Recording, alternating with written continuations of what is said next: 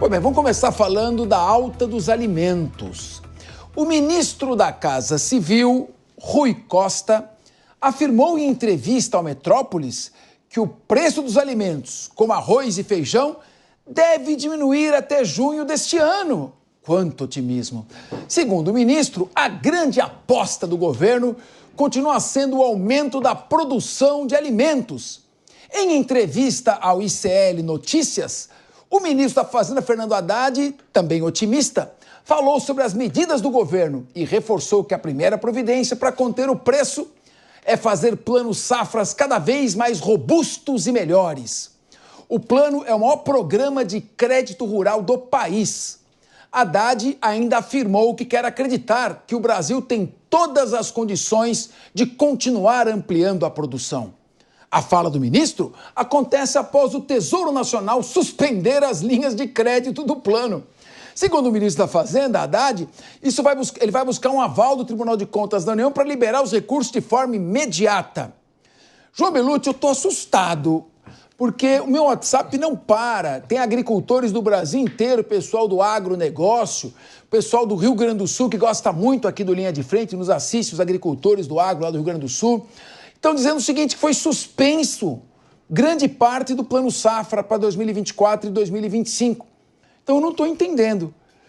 Se você consultar aqui no Mercado Livre, o preço do arroz Tio João está R$ 78,60. Quando eu era presidente do Procon, estava R$19. E conta um pouquinho, fala alguma coisa para transmitir também otimismo a quem está nos assistindo, né? Mas otimismo com pé no chão, realístico, tá bom?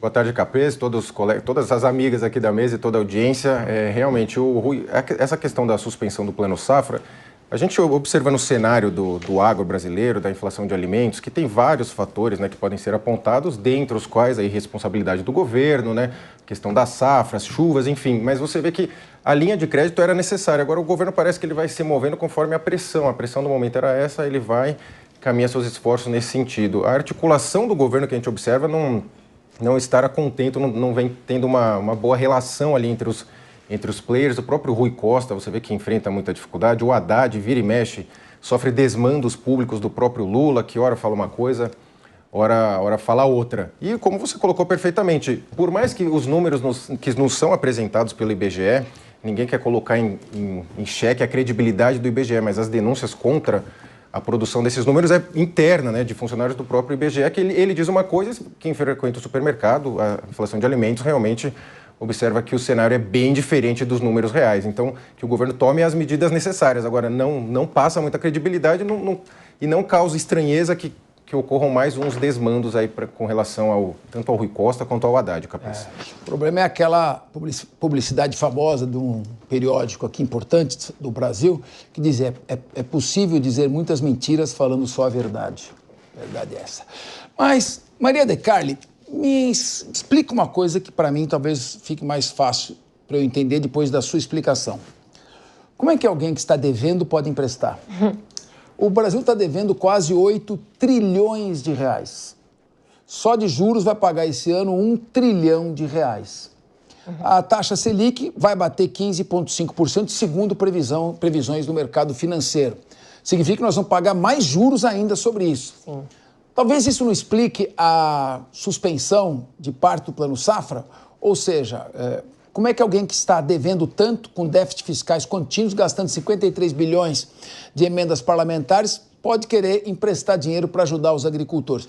Queria que você me dissesse se é possível entender isso, e se for possível entender isso, ainda assim será possível entender o otimismo de representantes do governo. Eu acho que a gente vive hoje uma das piores crises políticas neste governo, apontada, né, como uma das piores crises na história do Lula em todos os seus governos. A gente viu recentemente pesquisas que apontaram para índices baixos de aprovação, como nunca vistos, recorde de índices baixos. Como o João disse aqui, muito bem dito, a questão da articulação política está complicada, então realmente tem uma faca no pescoço desse governo para conseguir fazer com que as coisas fiquem menos pior. A gente viu que no ano passado, em 2024, o preço dos alimentos foi o que mais foi inflacionado, chegando a quase 8% em números oficiais. Então, os alimentos estão acima de qualquer outro aumento de custos no Brasil, nos preços, né, em termos de preços. Então, de fato, Capesi, o que você colocou bem dito aqui, a questão a questão fiscal neste governo tem sido o calcanhar de Aquiles de todos as principais figuras para tentar, né, fazer com que se inverta essa lógica, essa má fama que o governo está vivendo e consiga garantir essa sobrevivência política para 2026. Porque a gente sabe que preço de alimentos e preço de combustível são o que pode derrubar qualquer governo. A gente viu isso em anos anteriores e está parecendo que vai se repetir em 2026. Acho que sim, mas é muito imprudente tudo isso. Mas eu tenho um fato a dizer, talvez esse otimismo seja fruto de algumas previsões que disseram que nesse ano vão haver alguns recordes nas safras de alguns principais alimentos aqui no Brasil. Então pode ser por isso que eles estejam apostando nessa frente aí. Então, não sei, vamos ver o que vai acontecer. Eu não estou muito otimista, não.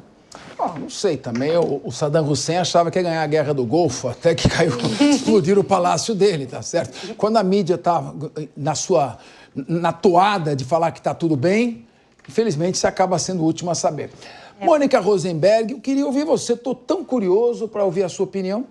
Pois é, o que nós estamos vendo é o neonegacionismo, né? Boa tarde, Capês, boa tarde, vocês que nos assistem. É o neonegacionismo. O governo anterior a gente dizia que estava negando a ciência e este governo nega as leis básicas da economia. O preço dos alimentos, ele atende à lei da oferta e da procura.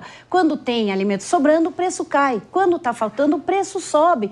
Então não adianta o ministro dizer que vai cair, porque ele tem que combinar isso, primeiro com o consumidor, segundo com o São Pedro. O que fez subir o preço, a Maria falou bem, o preço dos alimentos foi muito inflacionado, não foi a inflação que fez o preço subir, foi a falta de comida por causa das enchentes, porque o preço estava baixo, houve muita compra. E aí o que acontece? O preço sobe, tem mais produtor dizendo, opa, vou produzir este alimento porque o preço agora está bom, e aí você vai ter um equilíbrio. É assim que funciona a lei de oferta e procura. Agora, vai dizer que é porque vai ter safra? A gente não sabe, a não ser que eles tenham resolvido o problema de enchente do Brasil. Maravilha saber que foram resolvidos e não teremos mais enchentes e que nós tenhamos como controlar. Mas, Mônica, que realmente... Uma dúvida aqui dentro da sua raciocínio. Mas uma coisa o governo controla, que é não suspender o Plano Safra. E ele suspendeu o Plano Safra. Então, quer dizer, você não controla a chuva, mas você controla o bolso do governo, né, que está torrando dinheiro público e aí não sobra dinheiro para financiar. Você acha que não tem algum tipo de controle que o governo poderia assumir? Quem está quebrado não pode emprestar para ninguém. Pois é, os governos justamente são a única entidade que, mesmo estando quebrada, mesmo tendo dívida, continua podendo emprestar. Eles não emitem dinheiro, mas eles emitem papel, então eles conseguem emprestar. Não quer dizer que eles têm que emprestar de forma irresponsável e, principalmente no caso desse Plano Safra, não é suficiente. Você injeta dinheiro para dar um incentivo, mas isso não é suficiente para garantir que a safra vai ser, como a mídia está dizendo aí, tão gigante a ponto de reduzir preço. E outra, falta de inteligência comprar uma briga com o agro neste momento. O agro segura a economia brasileira. Aí você cria expectativa e depois você segura esse investimento. Um erro estratégico, político, comprou uma briga muito errada o governo com o agro. Exatamente. Só que a briga com o agro não foi nem comprada só agora, né? Foi comprada já desde o começo do governo. Pois é. Agora, uma questão interessante também que você falou. O governo tem a prerrogativa de imprimir nota, papel, dinheiro.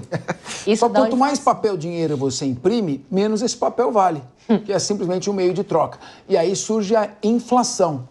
Quem adora fazer isso é o Fed americano. Só que tem uma diferença. A economia mundial é dolarizada. Então ninguém percebe que a cada 10 centavos que o governo americano gasta para imprimir uma nota de $100, o sujeito está usando os $100 com o valor de $100. E é isso que tem financiado a dívida americana, que já está em 36 trilhões de dólares. Será que vamos nesse caminho?